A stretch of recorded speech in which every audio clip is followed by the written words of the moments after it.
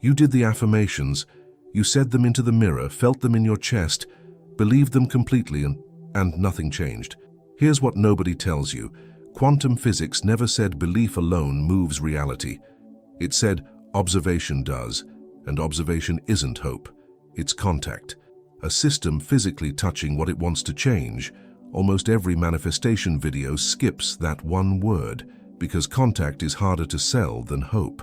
By the end of this video, you'll know exactly what real quantum observation requires, why your affirmation never had it, and the one thing that was missing every single time you tried and it didn't work.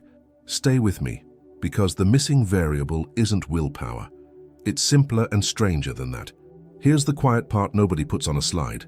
The people who manifest the least are often the ones trying the hardest, and the people who seem to manifest effortlessly are usually the ones who stopped performing belief and started living from it. That gap between performing and living is the entire subject of this video. You've probably noticed the objection already forming. If this is just going to debunk manifestation, I'm out. Fair. This isn't that. Manifestation as a felt experience, the way conviction changes your posture, your decisions, your face in a room, is not fake. What's fake is the idea that conviction alone, unaccompanied by anything else, rearranges outcomes. The physics people borrow to sell that idea is real physics. It's just being used to describe something it was never describing. We're going to find the missing piece. But first, we need to take apart the version of quantum physics you were sold, because the real experiment says something much stranger and much more useful than focus hard enough and reality folds. Notice the identity question hiding underneath all of this, because it's the one actually keeping you up at night. It was never really, will I get the job? Or, will this relationship work out? It's quieter than that and more personal. Am I the kind of person things happen for, or am I the kind of person who does everything right and still gets passed over? That question is not about outcomes. It's about who you believe you fundamentally are. And that's exactly why the stakes here feel so much higher than a productivity hack or a mindset trick. This isn't about getting one more thing you want. It's about whether the story you've quietly started to believe about yourself, that you're somehow exempt from the thing that works for everyone else, is actually true or just unexamined. Here's the shape of the person this video is for, described precisely instead of vaguely. You're not someone who gave up early, you finish the books. You do the exercises, sometimes for weeks at a stretch, with real discipline. And somewhere around the third or fourth attempt, a private, humiliating thought starts to surface. Maybe this works for other people because something in them is different, more deserving, more evolved, more spiritually unblocked, and you're just missing whatever that is. That thought is wrong, but it's not stupid.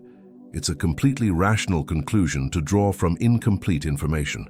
You were never shown the actual mechanism, so you filled the gap with the only explanation available. Something about you specifically must be broken. Not a defect in your capacity for belief. A missing variable, one real quantum physics actually requires for anything resembling observation to matter, and almost nobody explains it. Or why leaving it out is the reason your manifestation stalls exactly where it always stalls. I'll tell you where I first ran into this, because it wasn't in a lab. It was in my own living room saying a sentence out loud to an empty apartment. I am the kind of person who follows through, while a version of me from years earlier sat somewhere underneath that sentence, arms crossed, completely unmoved. I wasn't lying when I said it. I meant it. And it changed nothing for months, until I noticed that the sentence and the behavior underneath it were having two different conversations. One was addressed to the future. The other was still negotiating with the past. That gap is what this entire video is going to name. Here's the claim manifestation culture makes, almost word for word across 100 different creators. Consciousness observes reality, and the act of observation collapses possibility into a specific outcome. So if you observe, meaning believe, expect, feel, with enough conviction, you collapse reality toward what you want. It sounds scientific because it borrows real vocabulary. Observer, collapse, possibility. The problem isn't the vocabulary. The problem is what got quietly swapped out underneath it. In quantum mechanics, observation doesn't mean a person hoping something is true. It means a physical interaction, a measurement, a system bumping into another system in a way that forces a definite outcome instead of a superposition of outcomes. The observer isn't a mind full of intention. It's any interaction capable of registering information. A photon hitting a detector is an observer. A single stray air molecule can be an observer.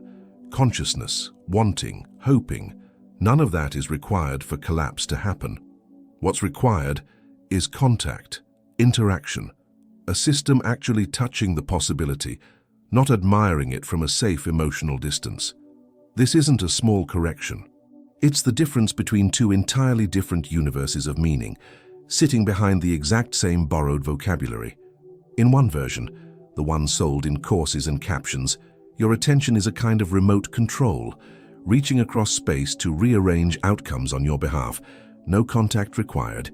In the other version, the one actual physicists work with every day, the one that's been tested and retested for a century, nothing changes state until something physically interacts with it. There's no remote control in this universe. There's only proximity, contact, and repetition.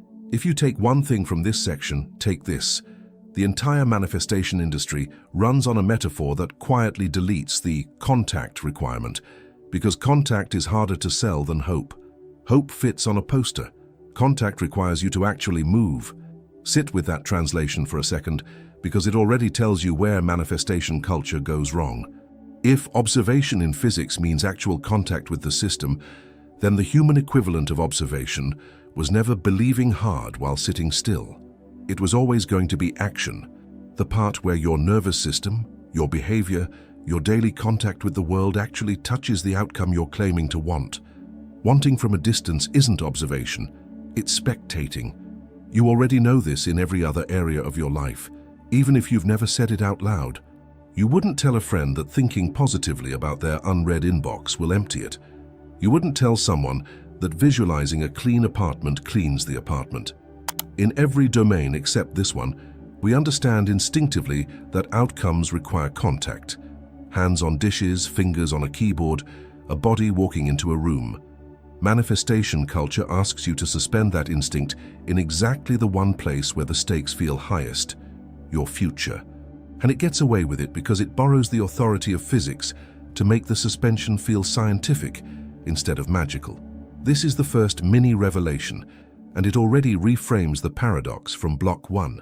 The reason conscious belief alone underperforms isn't that belief is powerless. It's that belief was never the interacting system. You are. All of you, including the 80% of you that runs on autopilot, memory, and old protective patterns you didn't choose and mostly don't notice. Here's what that means for you, specifically, right now. When you say an affirmation and nothing shifts, it isn't proof the universe ignored you. It's data. It's telling you that the sentence never made contact with the system that actually runs your behavior. You said the line to your prefrontal cortex, the newest, most articulate, least influential part of the whole operation, and never got the memo to the older machinery that decides what you actually do at 9 a.m. on a Tuesday when nobody's watching, and the old fear is cheaper than the new belief. This explains why affirmation alone so often fails quietly, without dramatic collapse. It just fades, unconfirmed. It also explains something you've probably felt but never named, the specific flavor of exhaustion that comes from manifesting for months with nothing to show for it. That exhaustion isn't spiritual failure. It's the cost of running a rehearsal on repeat, night after night in front of an audience, your own nervous system, that never once got asked to participate. You weren't lazy. You were solving the wrong equation with total sincerity, which is its own particular kind of tired. What this doesn't explain yet is why affirmation sometimes does work, why some people say the exact same sentence and their life visibly reorganizes around it within months, while others say it for years and stay exactly where they started. If the mechanism isn't the sentence itself, something else has to be doing the work in the cases where change actually happens. That's the harder question, and it needs evidence, not just reframing, because there's a real, well-documented case of expectation changing outcomes, and it will tell us exactly what ingredient was present there that's missing from the vision board. Picture a classroom in the 1960s. A teacher receives a list of students identified by researchers as intellectual bloomers. Kids primed, according to test results, to show a sharp rise in ability that year. The teacher doesn't know the list was fake. The names were picked at random, no different from any other student in the room. But by the end of the year, those randomly chosen kids showed measurably greater gains than their classmates. Nothing about their actual aptitude had changed going in. Only the teacher's expectation had changed. And somehow, that expectation became real, measurable growth in the children's performance. Picture the specific mechanics of an ordinary school day for one of those children. The same math worksheet gets handed out to the whole class, but the bloomer gets an extra 15 seconds of eye contact while the teacher explains it. When she struggles with a problem, the teacher waits a beat longer before jumping in, giving her room to work it out herself instead of rescuing her immediately. A small vote of confidence, repeated daily, that she was capable of getting there. None of this was conscious strategy on the teacher's part. It was expectation leaking out through 100 tiny channels the teacher never noticed she was using. This is the study Robert Rosenthal and Lenore Jacobson ran, and it's usually cited as proof that belief alone shapes reality. Expect greatness and greatness follows. That reading is almost right, and the part it gets wrong is the entire point of this video. The teacher's expectation didn't beam into the students' brains and rewrite their neurons. It changed the teacher's behavior. Warmer tone of voice toward the bloomers. More eye contact, more patience when they struggled, more challenging material offered without hesitation. Dozens of tiny behavioral signals, invisible to the teacher, completely visible to the child's nervous system over months of repetition. The belief only mattered because it became contact, actual, repeated physical interaction with the system it was supposedly affecting. That's the Pygmalion effect, and it proves something much more demanding than expect it and it happens. It proves expectation only converts to outcome when it changes behavior consistently enough for the other system to receive it as evidence. No behavior change, no signal. No signal, no collapse. The teachers who didn't unconsciously shift their conduct toward their assigned bloomers, and some didn't, saw no special gains in those students at all. Ask yourself honestly where this shows up in your own recent history. Have you ever expected something good from a person or a situation and noticed only in hindsight that you'd started acting differently around them, warmer, more patient, more willing to give the benefit of the doubt before anything had actually changed on their end? That warmth was the mechanism, not the expectation floating alone in your head. The expectation translated into 100 small behavioral signals repeated daily until the other person's reality genuinely shifted in response. This is the part manifestation content leaves out entirely. The belief was never the active ingredient. The behavior it quietly produced was. Now let's go back to the physics, because there's a piece of it manifestation content almost always mangles, and it deserves to be said precisely instead of vaguely. In the double-slit experiment, particles fired one at a time through two slits build up an interference pattern on a screen behind them, the signature of a wave exploring both possibilities at once, passing through both slits simultaneously in some strange, unintuitive sense, and interfering with itself the way ripples on water interfere with each other. The moment you place a detector at the slits to find out which path the particle actually took, the interference pattern disappears completely. The particles start landing in two simple clumps, behaving like discrete objects that went through one slit or the other, not waves of possibility exploring both at once. This part, the observed behavior itself, is well-established, repeatedly reproduced physics. Physicists still debate exactly why it happens at the deepest level, but not that it happens. What it proves, physical interaction with a quantum system forces it out of superposition into a definite state. What it does not prove, that a hopeful human mind, observing nothing physically, can collapse the probabilities of macroscopic events like job offers or relationships. The detector isn't hoping. It isn't feeling conviction. It's touching the particles, literally interacting with them at a physical level dense enough to register information. Decoherence, the modern explanation physicists actually favor over older mystical readings of the experiment, describes this precisely. A quantum system loses its both possibilities at once character the instant it becomes entangled with a large, complex environment, not the instant somebody wants it to. Consciousness isn't in that equation. Physical interaction is. It's worth naming directly why this particular misreading spread so widely, because the mistake wasn't random.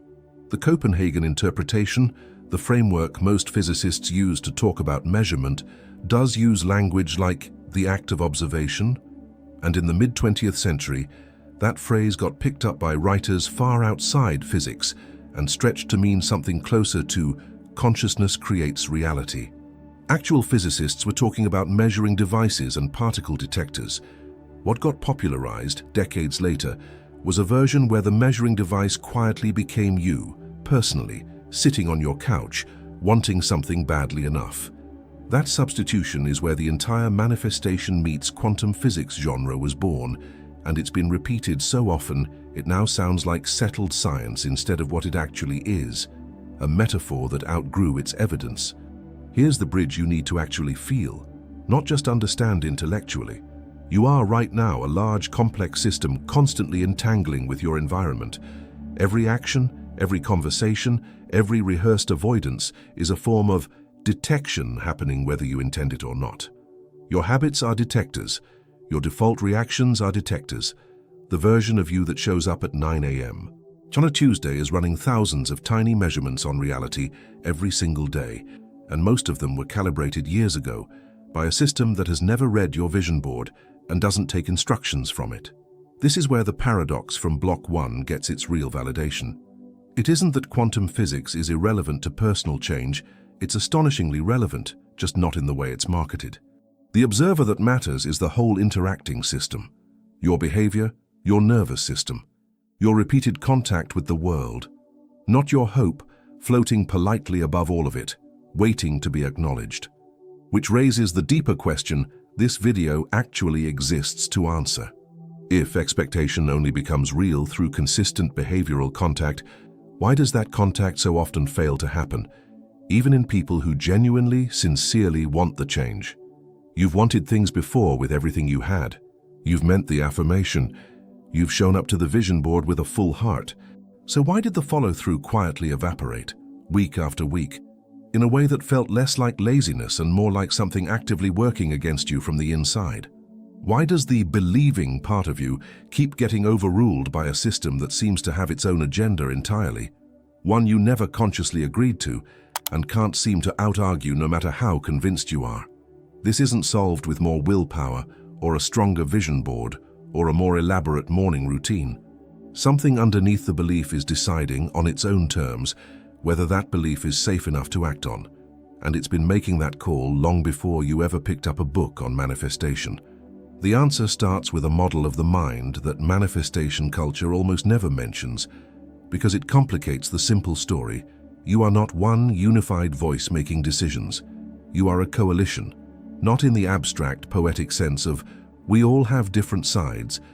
In a specific, clinically useful sense, distinct semi-autonomous internal parts, each with its own memory, its own agenda, and its own veto power over your behavior, whether or not the part that wrote your affirmation ever consulted them.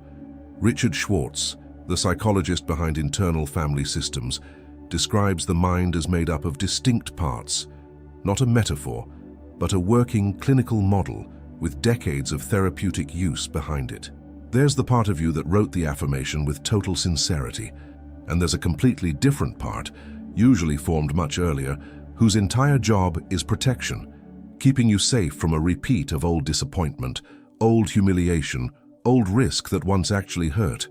That protector part doesn't care how eloquent your affirmation was. It's not moved by conviction, it's moved by precedent. And if the outcome you're manifesting threatens to expose you to a risk that part remembers vividly, rejection, failure, visibility, being seen and found lacking, it will quietly, invisibly override the plan. Not through drama, through a missed opportunity here, a hesitation there, a conversation you didn't quite have the nerve to finish. You experience this as the universe not cooperating. What's actually happening is one part of your internal coalition sincerely voting yes, while another part, older, louder in the body, completely unconvinced, is voting no with your actual behavior. Consider someone who spent a decade in a household where speaking up led reliably to punishment, and who now as an adult affirms every morning that she deserves to be heard in meetings. The part of her that wrote that affirmation is completely sincere. But the part that learned at 7 years old that silence was the only reliable way to stay safe has no interest in her sincerity. It has interest in staying safe. So in the actual meeting, when the moment to speak arrives, her chest tightens, her voice drops half a register, and the point she rehearsed for an hour in the shower quietly stays unsaid. She'll tell you later that she just froze. That's not a character flaw. That's a 7-year-old inside her internal system, still on duty, still doing exactly the job it was trained to do, decades after the threat that trained it stopped being real. This is the piece manifestation content structurally cannot include, because it complicates the pitch. You cannot think your way past a protector part. You can only convince it, over time, with a kind of evidence it actually trusts, which is almost never verbal. Schwartz's clinical work is built around a simple, counterintuitive move. Instead of trying to silence or override these protective parts, you get curious about them. What is this part actually afraid will happen if I follow through on the affirmation? What job did it take on and when? Most people, doing this honestly for the first time, are startled by how old the answer is. 5 years old, 8 years old, a specific afternoon they'd almost forgotten, still quietly running the show decades later. The part isn't malfunctioning. It's doing exactly what it was built to do, for a threat that expired long ago without ever officially being told. Here's the number that should stop you for a second. Therapists working with this model report that most adults, once they actually sit down and ask, can trace their strongest self-sabotaging pattern back to a memory formed before age 10. Not a vague feeling, a specific scene, which raises the only question that actually matters right now. Not why can't I manifest this, but how old is the part of me that keeps voting no, and what is it still trying to protect me from? That question changes the entire task in front of you. It's no longer about summoning more conviction. It's about finding out specifically what old evidence your system is still running on, because that's the exact evidence the next part of this video is going to show you how to overwrite. This is why affirmations can feel physically forced, like you're performing a line rather than saying something true. James Gross, whose research defined how psychologists study emotion regulation, distinguishes between reappraisal, genuinely shifting how you interpret a situation, and suppression, which is forcing a different emotional expression over the top of a feeling that hasn't actually changed. Suppression has a measurable cost: elevated physiological stress, worse memory for the moment, and, critically for our purposes, no real change in the underlying emotional state, just a mask over it. When you affirm a belief your protector part doesn't buy, you're not doing reappraisal. You're doing suppression with better vocabulary. And suppression, by definition, doesn't reach the system underneath. It just performs for the system on top. Reappraisal, in Gross's own research, looks completely different from repeating a sentence. It looks like genuinely re-examining the evidence behind a fear until the fear itself updates, not overriding it with a louder, more positive fear. That distinction matters enormously here, because it tells you exactly what integration is not. Integration isn't drowning out the doubt with enough conviction. It's addressing the doubt directly, on its own terms, until it has an actual reason to stand down. Here's what this looks like in your actual life, this week, not in theory. You say you're worth a raise, and then you under-negotiate anyway, and afterward you can't quite explain why the words didn't come out when the moment arrived. You say you're ready for a relationship that treats you well, and then something in you goes quiet and unavailable exactly when someone decent shows genuine interest. You send the vulnerable text and delete it before hitting send 3 separate times, telling yourself you'll wait for a better moment that never actually arrives. You're not sabotaging yourself out of stupidity or lack of willpower. Her part of you is running an old, once accurate risk calculation, and it was never consulted about the new plan. It's still protecting you from a threat that, structurally, no longer exists, but it doesn't know that yet because nobody told it in language it actually trusts. Ask yourself honestly, what would it cost you right now if the thing you're affirming actually came true? not the obvious upside. The hidden cost: more visibility, more responsibility, more chance of a bigger fall if it eventually goes wrong. If you can find even a flicker of an answer to that question, you've just located the protector part this whole section has been describing. That's not a flaw to eliminate. It's information you finally have access to, not affirmation. Evidence. That's the difference your protector part is waiting for, and it's the difference conscious belief alone can never supply. The old model told you to think positive and override the doubt. The real mechanism requires something almost the opposite: noticing the doubt, understanding what it's actually protecting, and giving that part enough real, repeated behavioral evidence that the world has changed. That's not mysticism, that's integration. The coalition finally voting the same direction, in behavior, not just in language. And integration is exactly the ingredient the physics metaphor was quietly pointing toward all along, if you translate observer correctly. Not the part of you that hopes, but the part of you that finally, fully makes contact.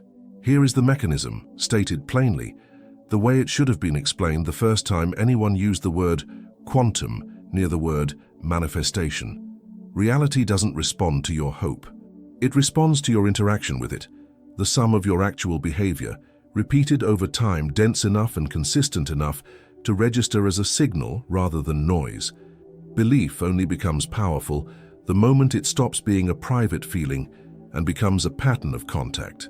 How you show up, what you tolerate, what you initiate, what you no longer negotiate on. That's the observer real physics was describing all along, not a mind-admiring possibility from a safe distance, but a system in physical, repeated contact with what it's trying to change. This is why two people can say the identical sentence, "I am the kind of person who follows through," and one life reorganizes around it while the other stays exactly the same. The difference was never the sincerity of the sentence. It was whether the sentence got followed within hours or days by actual behavior dense enough for the protector part, the old system, to start updating its risk calculation. Say it and follow through once, and it's an event. Say it and follow through for 6 weeks, and it becomes evidence your nervous system can no longer dismiss. At some point, the coalition stops arguing, not because you convinced it with words, because you out-evidenced it with behavior. There's a threshold buried in that idea worth naming precisely, because vagueness is where most people quietly give up. A single act of follow-through is a data point. Your nervous system, being an excellent statistician, correctly treats a single data point as noise, an anomaly, not a trend. It takes repetition, not intensity, to convert a data point into a pattern the protector part can no longer explain away. This is why so many people abandon the process exactly 1 or 2 weeks before it would have started working. The evidence hadn't accumulated yet, and in the absence of dramatic internal proof, they assumed the method had failed, rather than assuming the threshold simply hadn't been crossed. Zoom out for a second, because this reframes everything before it. The physics was never wrong. The application was. Reality doesn't negotiate with your intentions in isolation. It registers your interactions, tallied over time, the way a detector registers particles, not by feeling, but by contact, repeated until a pattern is undeniable. Epictetus wrote almost 2,000 years before any of this vocabulary existed, and he arrived at the same structural answer from a completely different direction. His dichotomy of control draws one clean line. Some things are within your power, your judgments, your effort, your choices, your actions, and everything else, outcomes, other people, timing, luck, is not.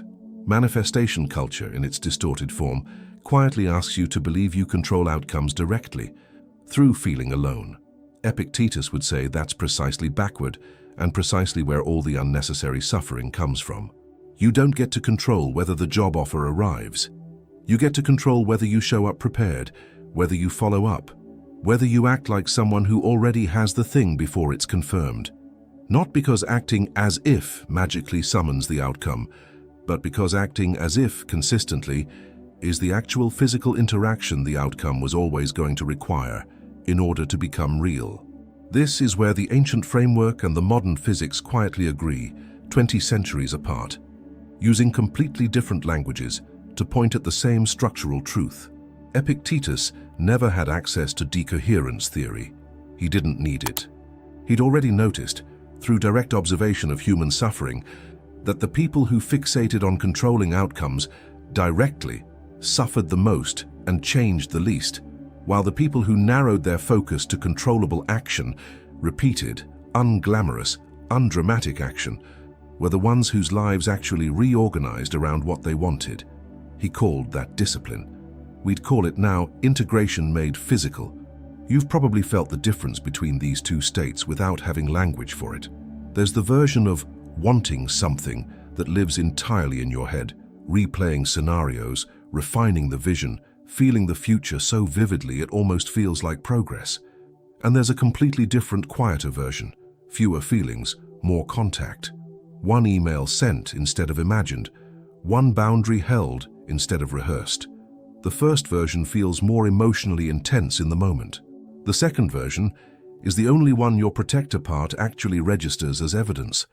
This also explains why the people who seem to manifest effortlessly rarely describe their process the way manifestation content describes it. Ask them directly, and most won't mention vision boards or affirmations at all. They'll describe a decision they made quietly once, and then a long string of unremarkable repeated actions that followed from it, showing up, following up, doing the unglamorous next thing even on days it didn't feel inspired. From the outside, that looks like ease. From the inside, it was never ease.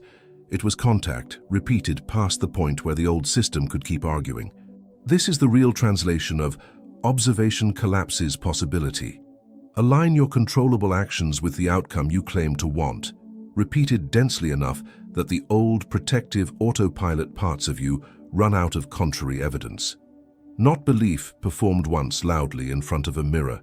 Belief metabolized into behavior, repeated quietly, for long enough that it stops being a decision and starts being who you actually are.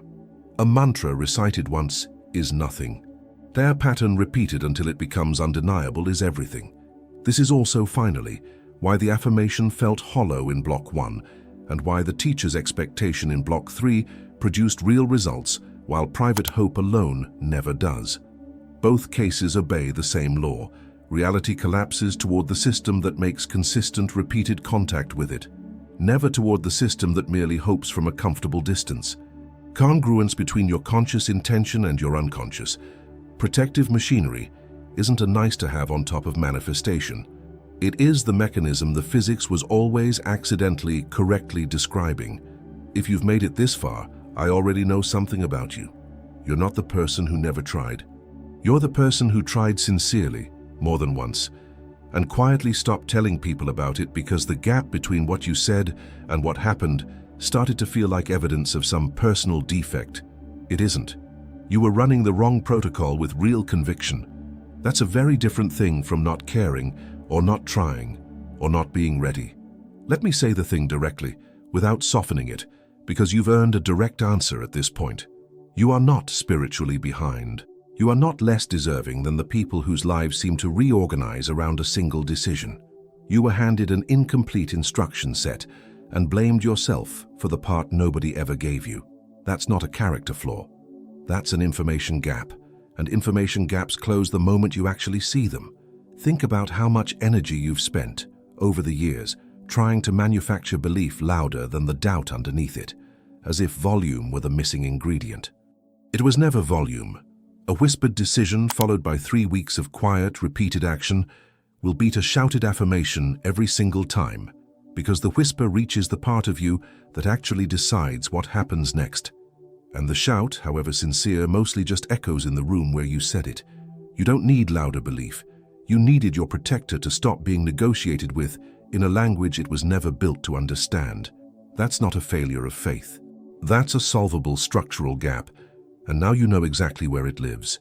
If you've quietly filed yourself under the person this doesn't work for, this is the moment to reopen that file. It was never closed for a good reason. It was closed on incomplete evidence, gathered by a method that was missing half of what it needed from the start. That's not a small correction. It changes what happens the next time you decide something is worth wanting. Go back to the vision board, the mirror the sentence said with real feeling that changed nothing. Nothing was wrong with your belief. What was missing was contact, the repeated, physical, behavioral evidence that could reach the older, protective part of you that no sentence, however sincere, was ever built to convince on its own. Quantum physics never promised that hope alone reorganizes reality. It described something far more demanding and far more achievable. Outcomes collapse toward whatever is in consistent, dense, physical interaction with them. Your task was never to believe harder. It was to become the kind of system your own life could no longer argue with. Here's the reframe worth carrying out of this video and into tomorrow morning. The question was never, do I believe enough? The question was always, does my behavior repeated over time give my whole system enough evidence to stop arguing with the belief? That's a question you can actually act on. It doesn't require a spiritual breakthrough or a more elaborate ritual. It requires one small repeated act of contact with the outcome you claim to want, done consistently enough that the old protector inside you runs out of reasons to override it. That's the whole mechanism, stripped of mysticism. Sincerity was never the missing ingredient. Repetition, aimed at the right target, was. The teacher's expectation became a child's growth because it turned into 100 small daily behaviors. Your affirmation can do the same thing, the moment you stop asking it to work alone. You were never exempt from the thing that works for everyone else. You were just missing the second half of the instructions, the half that was never about feeling more and was always about doing the same small, unglamorous thing again until the part of you that decides what's real finally ran out of arguments. Belief opens the door. Integration is what actually walks through it. If something in this shifted how you see your own attempts at change, staying here matters more than it sounds like it should. This isn't a channel for people looking for another mantra to repeat. It's for people willing to look directly at the mechanism instead of the mythology, even when the mechanism asks more of them than a mantra ever did. If that's you, subscribing isn't a favor to me. It's a decision about which version of this work you want in your life going forward. Consider that your one invitation. Comment, I choose integration. Next time we go further into what actually happens in the moment your protector part finally stops arguing and what changes in your body, not just your beliefs, once that argument ends for good. You were never unconvincing. You were just unheard.